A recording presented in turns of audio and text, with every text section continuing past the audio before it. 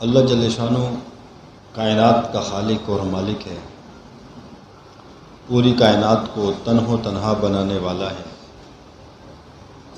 جب دنیا نہ تھی، زمین نہ تھی، آسمان نہ تھا، چرند پرند انسان جبتات نباتات حیوانات، کل کائنات اور پوری کائنات کے اندر بسنے والی تمام مخلوقات، جب کچھ نہ تھا تب بھی اللہ کی ذات موجود تھی، تب بھی اللہ تھا۔ اور جب اللہ پوری کائنات کو ختم کر دے، قیامت قائم ہو جائے، تب بھی اللہ کی ذات رہے گی۔ اللہ جل شانہ کی ذات علی ہمیشہ سے تھی، ہمیشہ سے ہے اور ہمیشہ رہے گی۔ دنیا کی تمام مخلوقات کو فنا ہو جانا ہے، اللہ کی ذات حقیقی ذات ہے جو فنا سے پاک ہے۔ اللہ کی ذات کو فنا نہیں ہوگا۔ اب اللہ جل شانہ نے مجھے اور آپ کو، پوری مخلوقات کو، انسانوں کو پیدا فرمایا۔ یہ کس لیے پیدا فرمایا؟ حدیث قدسی کا مفہوم ہے کہ پوری کائنات کو میں نے تیرے لیے بنایا اور تجھے اپنے لیے بنایا، یعنی کائنات کے اندر جتنی چیزیں ہیں یہ سب انسان کے لیے۔ اور ایک اللہ جل شانہ انسان سے مطالبہ یہ کر رہے ہیں کہ اے انسان، تجھے اپنے لیے بنایا۔ کس کے لیے بنایا؟ تجھے اپنے لیے بنایا۔ میرے محترم ساتھیوں، جب اللہ جل شانہ نے مجھے اور آپ کو اپنی ذات کے لیے بنایا تو ہم بھی اللہ کا بندہ، اللہ کے بننے کی کوشش کریں کہ ہم بھی اللہ کے ہو جائیں۔ جیسے دنیا میں ہم کہتے ہیں کہ ہم والدین کے ہو گئے، اپنے دوستوں کے ہو گئے، اپنی معشوقہ کے ہو گئے، اسی طریقے سے ہم اللہ کے عاشق بنیں اور اللہ کو معشوق بنائیں، ہم اللہ کے ہو جائیں، اللہ ہمارا ہو جائے۔ انسان کو پیدا کرنے کا مقصد یہی ہے کہ انسان اللہ چاہتا ہے کہ انسان میرا قرب حاصل کرے، میری معرفت حاصل کرے، میری ذات کو پہچان لے۔ جاننے اور پہچاننے کے اندر بڑا فرق ہوتا ہے۔ جانتا کافر بھی ہے کہ اللہ ہے، ہر مذہب والا اللہ کو جانتا ہے، لیکن بات پہچان کی ہے کہ اللہ کو پہچانے گا کون؟ پہچان کے لیے اللہ نے انسانوں کو پیدا کیا۔ جو انسان اللہ سے غفلت میں ہو گئے، اللہ کو پہچانا نہیں، یعنی دنیا کی چیزوں کو اپنا معبود سمجھ لیا، تو یہ ہلاکت میں چلے گئے۔ اب ہم نے اللہ کو پہچاننا ہے، اللہ کو اللہ سے لینا ہے، اللہ کی محبت کو حاصل کرنا ہے۔ میرے محترم ساتھیوں، تمام نبیوں نے اس بات کی محنت کی، انسانیت کا دل مخلوق سے پھیر کر خالق کی طرف پھیرا، کہ پوری انسانیت مخلوق سے نکل کر خالق کی طرف چلی جائے۔ جس نے وقت کی نبی کی بات کو مانا، اللہ نے اس کو کامیاب کیا۔ جس نے وقت کی نبی کی بات کو نہ مانا، اللہ نے اس کو ناکام کیا۔ قرآن کریم میں ہمارے سامنے بہت سے واقعات آتے ہیں۔ فرعون کو جب دعوت دی، فرعون نہیں مانا، ہلاک ہو گیا، حالانکہ اس کے پاس حکومت تھی، بادشاہت تھی، فوج تھی، مال تھا۔ یعنی اس سے یہ پتہ چلتا ہے کہ انسان کا مال، حکومت، دنیا کا مل جانا یہ کسی کام کی نہیں ہے۔ اس سے دنیا اور آخرت کا کوئی فائدہ نہیں ہے۔ دنیا اور آخرت میں کامیابی اللہ کو راضی کرنے سے، اللہ کو پہچاننے سے ہے۔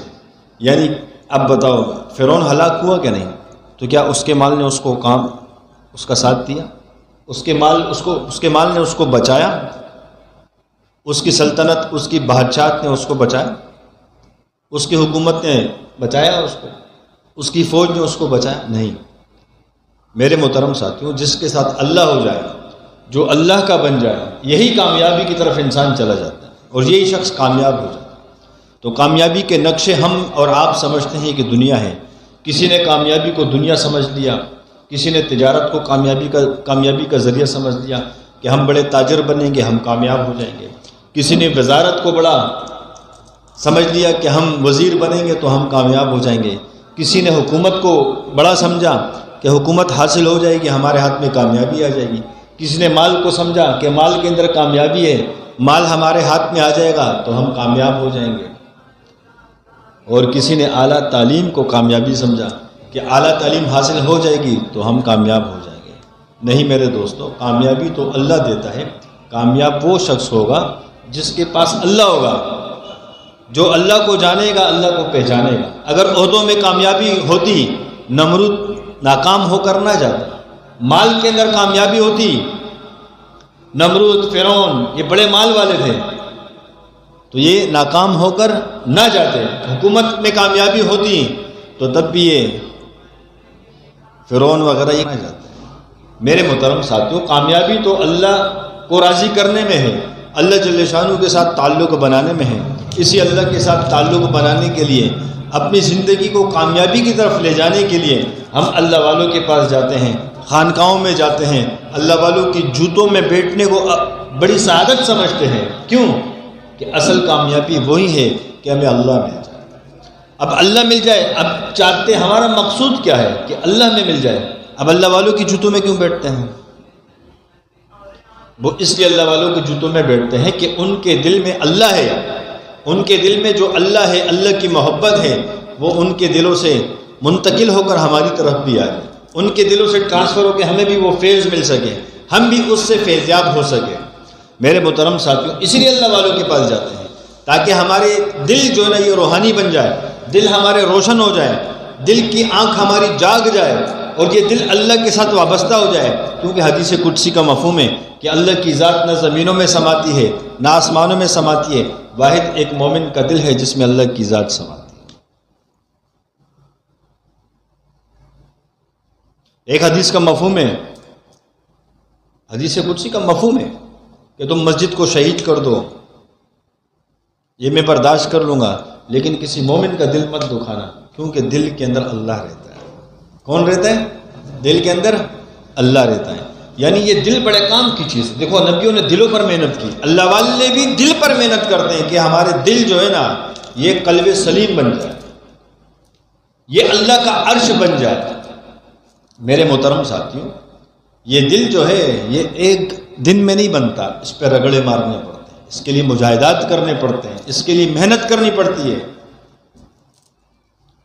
اس کے لیے اپنے نفس کو قابو میں رکھنا پڑتا ہے، نفسانی خواہشات کو دبانا پڑتا ہے، اس کے لیے مجاہدات ہوتے ہیں، مجاہدے کرنے پڑتے ہیں۔ یہ ایک دن میں دل نہیں بنتا، یہ دل کو بنانے پر عرصہ لگتا ہے، وقت لگتا ہے، یہ رگڑے مارتا ہے، رگڑے کھا کر یہ دل بنتا ہے۔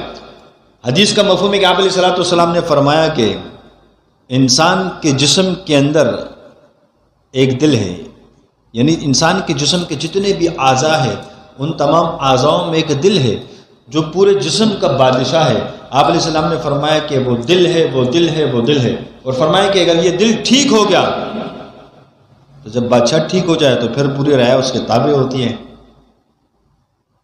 جب دل ٹھیک ہو جائے گا پورا جسم ٹھیک ہو جائے گا، جسم کے تمام اعضاء ٹھیک ہو جائے گا۔ اب اس دل پر محنت کریں۔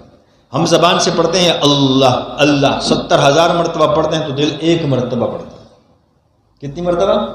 ایک مرتبہ پڑھتا ہے۔ اب یہ دل پر ہماری ایسی محنت ہو، ایسے ہم رگڑے اس دل پر ماریں کہ یہ دل ہمارا جاگ اٹھے، یہ دل اللہ کی یاد میں لگ جائے، یہ دل بھی اللہ کو یاد کرنا شروع کر دے۔ اس پہ رگڑے مارنے پڑیں گے، یہ ایک دن میں نہیں ہوگا۔ میرے محترم ساتھیوں، اسی کے لیے مراقبات کرائے جاتے ہیں، ذکر اذکار چلتے پھرتے کرائے جاتے ہیں تاکہ یہ دل جاری ہو جائے، یہ دل اللہ کی ذات کا ذکر کرنا شروع کر دے، یہ اللہ سے وابستہ ہو جائے۔ ہم سو رہے ہوں لیکن ہمارا دل غفلت میں نہ ہو، یہ اللہ کو یاد کر رہا ہو۔ ہم کسی مجلس کے اندر بیٹھے ہوں، اس مجلس میں ہم شریک ہو، لیکن دل اس وقت بھی ہمارے اللہ کی یاد میں لگا رہے، اللہ کے ساتھ وابستہ رہے۔ یہ دل ایسے بنا رہے کہ اگر ہماری زبان پہ ذکر نہ بھی، ہم کسی سے کلام کریں، کسی سے بات کریں، لیکن یہ دل اللہ سے باتیں کر رہا ہوں، اللہ کو یاد کر رہا ہوں۔ اس دل پر ایسی محنت کریں۔ میرے محترم ساتھیوں، اور یہ اس کا اجر بھی بہت بڑا ہے، یہ نہیں ہے کہ نہیں۔ قیامت کے روز جب اعمال نامے پیش کیے جائیں گے، فرشتے رجسٹر پیش کریں گے کہ یا اللہ فلاں عمل کیا اس نے، فلاں عمل کیا، اللہ جزا اور سزا دینے کے بعد فرما دے گا جاؤ جنت میں جاؤ، تمہیں ساری نیکیوں کا اجر مل گیا۔ تو اللہ بلائے گا ادھر آؤ، آپ کا اور اجر بھی میرے پاس ہے، اللہ اس کے اجر میں مزید اضافہ کر دے گا۔ تو فرشتے عاجز ہو جائیں گے، پوچھیں گے یا اللہ یہ اجر اس کو کس عمل کا دیا گیا ہے؟ کیونکہ ہم نے رجسٹر میں سارے اعمال جو لکھے تھے آپ نے اس کے مطابق اس کو اجر دے دیا، اب یہ مزید اجر کس عمل کا ہے؟ اللہ فرمائے گا کہ یہ عاشق اور معشوق کا معاملہ ہے۔ کس کا؟ یہ عاشق اور معشوق کا معاملہ ہے، یہ ایسا معاملہ ہے کہ میں نے تم سے بھی چھپا کر رکھا، تمہیں بھی اتنی دسترس نہ دی کہ تم اس کو رجسٹر میں لکھ سکو، اس کو اعمال نامے میں پیش کر سکو۔ اللہ کہے گا، اللہ فرمائے گا کہ یہ دل سے مجھے یاد کرتا تھا، اس کا دل مجھے یاد کرتا تھا، میرا ذکر کرتا تھا، میرے عبادت کرتا تھا، یہ سویا رہتا تھا لیکن اس کا دل مجھے یاد کرتا تھا، یہ اس کا اجر ہے۔ اور دل میں جب انسان کا ذکر ہوتا ہے، اللہ کو یاد کرتے، اللہ نے یہ فرشتوں سے بھی مخفی رکھا ہے، یہ عاشق اور معشوق کا معاملہ، یہ اس کا اجر ہے۔ بتاؤ اجر کتنا ہے؟ پھر یہ دل جب یہ بن جائے گا، پھر آپ زبان سے ایک مرتبہ کہو گے اللہ، یہ دل 70,000 مرتبہ کہے گا اللہ۔ اس لیے کہتے ہیں نا کہ یہ لاکھوں کروڑوں میں ذکر لوگ کیسے کر لیتے ہیں؟ زبان سے ایک پڑھتے ہیں یا لطائف ذکر کرتے ہیں تو ان کی تعداد کروڑوں میں چلی جاتی ہے، لاکھوں میں چلی جاتی ہے، دنیا تنگ رہ جاتی ہے کہ یار یہ کیسے یوں تسبیح گما رہے ہیں، ان کو پتہ نہیں کہ ان کے دل کی رفتار اتنی تیز ہے۔ اعتراض کرتے ہیں نا لوگ، یار یہ باتیں بھی کریں تسبیح گول تیز سے چل رہی ہے، وہ یہی ہوتا ہے کہ ان کا دل جاری ہوتا ہے، دل ذکر کرتے ہیں، دل کے مقابلے میں یہ تسبیحیں فیل آ جاتی ہیں، یہ کاؤنٹ ہی نہیں کر سکتے۔ تو میرے محترم ساتھیوں، انسان جب سالک بنتا ہے، مرید بنتا ہے، جب اخلاص والا ہوتا ہے، مولانا روم رحمۃ اللہ علیہ فرماتے ہیں کہ وہ مرید ہی نہیں جس پہ شیخ کا رنگ چڑھے نا، مرید تو وہ ہے جس پر شیخ کا رنگ چڑھ جائے، جس پر اپنے شیخ کا رنگ نہیں چڑھا یہ بہت دور ہے۔ یعنی ہم ایسے عاشق بنے، اپنے مشائخ کے عاشق ایسے بنے کہ اپنے شیخ کا رنگ ہم پر چڑھ جائے، پھر تمہیں بولنے کی ضرورت نہیں ہوگی، دنیا دیکھ کر کے کہ اس پہ شیخ کا رنگ چڑھ چکا۔ میرے محترم ساتھی، تو یہ عشق ایسی چیز ہے کہ انسان کو یہ بہت جلدی فیضیاب کر دیتا ہے، عشق ایسی چیز ہے، اور یہ راستہ عاشقوں کا ہے، مفاد پرستوں کا نہیں ہے۔ یہاں اس راستے میں عاشق ہی چل سکتا ہے، اس راستے کو، اس منازل کو عاشق ہی پار کر سکتا ہے۔ جب ہم عاشق بنیں گے، منازل ہمارے طے کرنا آسان ہو جائیں گے، ہمیں پتہ ہی نہیں ہوا طے کر جائیں۔ وہ آتے ہیں نا، حدیث میں آتا ہے کہ پل صراط ایسا باریک پل ہے، تلوار کی دھار سے زیادہ وہ تیز ہے، بال سے زیادہ باریک ہے، اب اس پہ گزرنا ہوگا، اس کو کراس کرنا ہوگا، کیسے کراس ہوگا؟ جو گناہگار ہوگا وہ تو ڈگمگائے گا، جو اللہ کا عاشق ہوگا، اللہ کو راضی کرنے والا ہوگا، جس سے اللہ کو راضی کیے گا، وہ بجلی کی چمک کی طرح گزر جائے گا، جیسے بٹن دباؤ لائٹ کھل جاتی ہے، ایسے وہ پل صراط کے پل کو کراس کر جائے گا۔ اسی طریقے سے انسان جب عاشق بنتا ہے، یہ منازل کو یوں منٹوں میں طے کر دیتے ہیں، یہ اللہ خود پھر طے کرا دیتا ہے اس کے منازل۔ تو ہمیں کیا ضرورت ہے؟ بنیادی چیز ہماری کیا ہے؟ عشق ہے، کہ ہم اپنے بڑوں سے عشق ہونا چاہیے۔ جب تک عشق ہمارے اندر نہیں آئے گا تو ہمیں کافی رگڑا مارنا پڑے گا۔ عشق ایسی چیز ہے کہ وہ اللہ اس کو ٹرانسفر کر دیتا ہے، اللہ اس کے منازل کو آسان کر دیتا ہے۔ اور یاد رکھنا، عاشق کو کوئی غرض نہیں ہوتی کسی سے، بس عاشق کو اپنے محبوب سے غرض ہوتی ہے۔ عاشق کو یہ غرض نہیں ہوتی مجھے موکل مل جائے، مجھے جن مل جائے، عاشق کو یہ غرض ہوتی ہے کہ میرا محبوب مجھ سے خوش ہو جائے، میرا محبوب مجھ سے خوش ہو جائے، میری معشوق مجھ سے خوش ہو جائے۔ تو جہاں پہ یہ مقاصد آ جاتے ہیں تو یہ پھر عشق کے اندر کمی ہوتی ہے۔ ہمیں کوئی مقصد نہیں ہے، بس ہمارے مشائخ ہم سے خوش رہیں، ہم اپنے مشائخ کو خوش کریں۔ ایک ہوتی ہے اپنے شیخ کو کہنا حضرت میرے لیے دعا کرو، میرا یہ مسئلہ ہے۔ ایک یہ ہے کہ تمہارا عمل ایسا ہے کہ اس کو دیکھ کر شیخ خود کہ یا اللہ اس کو کامیاب کر دے۔ یعنی آپ ایسی خدمت کرو کہ بڑوں کے دل سے خود دعا نکلے، یہ ہے اصل دعا۔ بات آئی سمجھ میں کہ جب بڑے کے دل سے خود دعا نکلے گی، وہی تمہاری ترقی کا ذریعہ ہے۔ تو ہم ایسے خدمت گزار بنیں، ایسے عاشق بنیں کہ بڑوں کے دل سے خود دعا نکلے۔ میرے محترم ساتھیوں، جب ہم عاشق بنیں گے، جب قلب پہ توجہ دے کر ذکر کریں گے تو اس پہ پہلے یہ ہلتا ہے، دھڑکتا ہے۔ اس کی کیفیت یوں ہوتی ہے، جب انسان کا دل جاری ہوتا ہے سب سے پہلے اس پہ ایک درد سا آتا ہے۔ کیا آتا ہے؟ تکلیف ہوتی ہے، ایسے لگے گا آپ کو ہارٹ اٹیک آ رہا ہے، دل میں درد ہو رہا ہے، اب بے چینی ہوگی آپ کو۔ اب یہ ابتدا ہے، پھر یہ تکلیف بڑھتے بڑھتے بڑھتے بس یہ ہو رہا ہے، تو یہ کیا، یہ فیز مل رہا ہوتا ہے۔ پھر اس کے بعد اس کے اندر ایک کھجلی ٹائپ کی شروع ہو جاتی ہے، ایک کیفیت ایسی ہوتی ہے کہ آپ بے چین ہو جائیں گے۔ اس کے بعد یہ حرکت کرنا شروع کرتا ہے، دل جاری ہو جاتا ہے، یہ ذکر کرتا ہے، پھر آپ کو محسوس ہوتا ہے میرا دل اللہ کا ذکر کرتا ہے۔ سب سے پہلے یہ حرکت پہ آتا ہے، جاری ہوتا ہے، یہ اللہ کے ذکر پر آتا ہے۔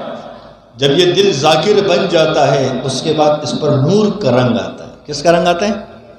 انوارات آتا ہے، پھر اس پہ نور کا رنگ آتا ہے۔ قرآن میں اللہ فرماتا ہے نا کہ میرے رنگ میں رنگ جاؤ، تو اس کو اللہ اپنے رنگ میں رنگ دیتا ہے، اس کے قلب پر نور کا وہ رنگ جاری کر دیتا ہے، جس کو ہم کہتے ہیں نا کہ سلسلہ سہروردیہ میں قلب کا رنگ سرخ ہے، چشتیہ میں سرخ ہے، قادریہ میں سرخ ہے، شاذلیہ میں بھی سرخ ہے، اور سلسلہ نقشبند کے اندر قلب کا رنگ زرد کلر ہے، لطیف قلب کا، تو اس پہ وہ نور کا رنگ آتا ہے۔ تو جب اس پہ نور کا رنگ آتا ہے تو یہاں انسان جب مراقبہ کرتا ہے، دل سے اللہ کو یاد کرتا ہے، جب اس کے سامنے انوارات آنا شروع ہوتا ہے نا تو اس کو ایک خوشی محسوس ہوتی ہے۔ کیا ہوتی ہے؟